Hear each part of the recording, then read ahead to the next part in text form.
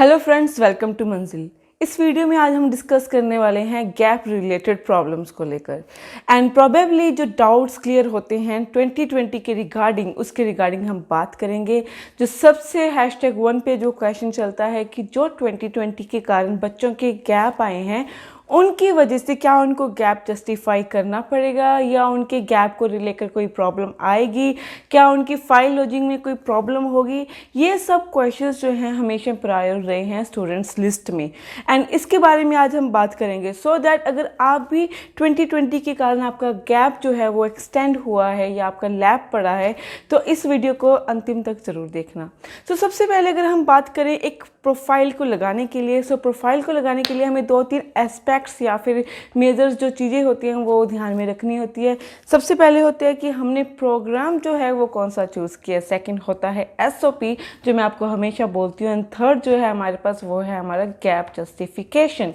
And most probably जो Canada में है वो 3 से लेके 4 अप टू 5 इयर्स तक का जो है वो गैप एक्सेप्ट हो जाता है, but you must have your proper justification. जिसकी वजह से क्या होता है, अगर किसी के नंबर्स ऑफ गैप जो है ज़्यादा है, उनके पास जस्टिफिकेशन नहीं है, या तो वो फेक डॉक्यूमेंटेशन लगाते हैं या फिर उनके पास दूसरा ऑप्शन होता है किसी और कंट्री के लिए प्रोसीड कर जाते हैं। बट अगर आप फेक डॉक्यूमेंट्स लगाएंगे, पीछे से बहुत सारी ये कंटिन्यूटी में आया था कि किसी भी कंपनी में जाकर आपने कोई भी सर्टिफिकेट बना लिया और कह दिया कि ये हमने यहाँ पे किया है, और वो बहुत सारी फाइल्स लगी भी थी नो डाउट, बट उसके बाद जो था उनकी एम्बेसी जो थी वो बहुत स्ट्रिक्ट होगी और इन चीज़ों को पिकअप करने लगी। अगर आपका गैप है तो उसको अगर जस्टिफाई करवाना है वेल एक्सपीरियंस जो है वो स्टाफ या फिर एजेंट के पास आपको अपनी फाइल लॉन्च करवानी होती है सो दैट आपकी आगे जाके कोई प्रॉब्लम ना हो। इनफैक्ट बिसाइड दिस अगर हम बात करें, जो हमारा आज का मेन मुद्दा है वो है 2020 के गैप्स को लेकर। अगर आपको ये लगता है कि अगर आप अपनी फाइल लॉन्च करोगे एंड 2020 के जो गैप है उसको आप जस्टिफाई कराना पड़ेगा या नहीं करना पड़ेगा, तो इसका आंसर है गाइस गुड न्यूज़, आपको 2020 में फाइल प्रोसीडिंग में कोई प्रॉब्लम नहीं आएगी अगर आपका गैप है तो। आप अपनी फाइल लॉन्च कर सकते हैं विदाउट गैप जस्टिफिकेशन। मैं ये कहूँ विदाउट गैप जस्टिफिकेशन ये कोई रीज़न नहीं है। हाँ, मैं इसे ऐसे कह सकती हूँ कि बिना किसी प्रॉब्लम के आपका जो गैप है वो एक्सेप्ट किया जाएगा। एंड एक्सेप्टेशन की क्या बात होती है कि जब आप अपनी फाइल लॉन्च लगा रहे हो, चाहे वो मई के लिए हो या सितंबर के लिए हो, 2020 में या आपकी +2 कंप्लीट हुई है या ग्रेजुएशन कंप्लीट हुई है एंड उसके बाद आपने मई या सितंबर के लिए अप्लाई किया हुआ है, तो अगर आपको टेंशन पड़ी थी कि आपने गैप को जस्टिफाई करवाना है तो कोई प्रॉब्लम्स क्रिएट आएंगी या नहीं क्रिएट आएगी, तो उसको टेंशन लेने की कोई ज़रूरत नहीं है, बिकॉज आपको एम्बेसी इसके रिगार्डिंग कोई भी प्रॉब्लम क्रिएट नहीं करेगी। क्योंकि 2020 में जो अनसर्टन सिचुएशन आई थी होल वर्ल्ड के ऊपर, वो IRCC के मेंबर्स को लेकर कॉलेज, यूनिवर्सिटीज़ एंड एम्बेसी तक को सबको मालूम है, जिनकी वजह से उनकी तरफ से ही जो एम्बेसी का वर्क है वो स्लो डाउन हुआ, बहुत टाइम तक रुका हुआ, फिर उन्होंने स्टार्ट किया, फाइल उन्होंने टाइम पे लॉन्च नहीं की एंड जो रिजल्ट्स थे वो डिले होने लगे एंड होने के लगे अब तक डिले हैं। अगर मैं क्यूबिक को लेकर बात करूँ तो क्यूबिक की जो 10 इंस्टीट्यूशन पे एलिगेशंस लगाए थे, इनफैक्ट उनके अगर क्लियर भी हो गए हैं, फिर भी उनकी PPR को लेकर या फिर CAQ को लेकर अभी भी बहुत इशू आ रहे हैं विद रिस्पेक्ट टू अदर, अगर मैं कॉलेजेस और यूनिवर्सिटीज़ की बात करूं।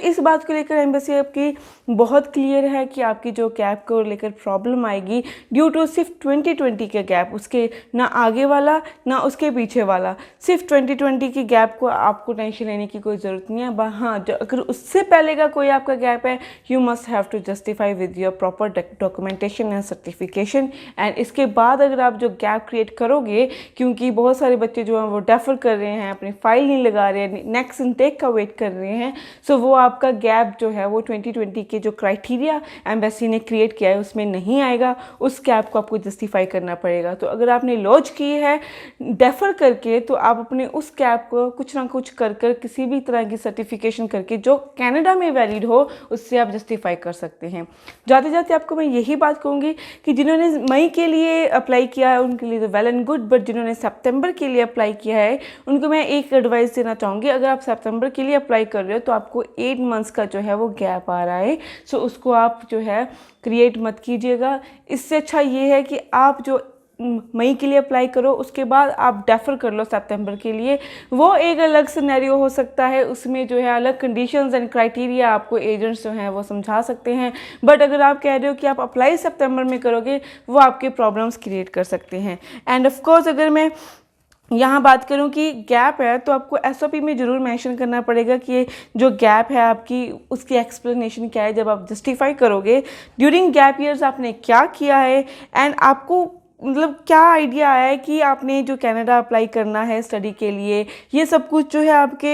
एसओपी में मेंशन होता है, जो कि बहुत ज़्यादा अच्छा साउंड करता है। एंड इसके बारे में डिटेलिंग एसओपी में क्यों कर रही हूँ, क्योंकि गैप की जो डिटेलिंग है वो एसओपी में ही होती है। एंड अगर आप एसओपी बहुत साउंड करते हो, बहुत साउंड का मतलब बहुत अच्छी बनाते हो, एंड एक वैलिड रीज़न देते हो कि मेरा क्या रीज़न था कि मैंने कनाडा चूज़ किया, क्यों मैं डेफर करना चाहता हूँ, और क्या रीज़न है कि मैंने एक पैंडेमिक के दौरान जो मुझे एक रिलैक्सेशन मिली थी उसके बाद मैंने गैप लिया, अगर इन केस आप सितंबर इनटेक के लिए अप्लाई कर रहे हो। एंड मोर मैनी क्वेश्चंस जो हैं इसके रिलेटेड होते हैं, तो आप डिटेलिंग के लिए अगर आप जानना चाहते हैं तो नीचे दिए गए नंबर्स पे कॉल भी कर सकते हैं, या आप हमारे ऑफिस भी विजिट कर सकते हैं। Thank you guys.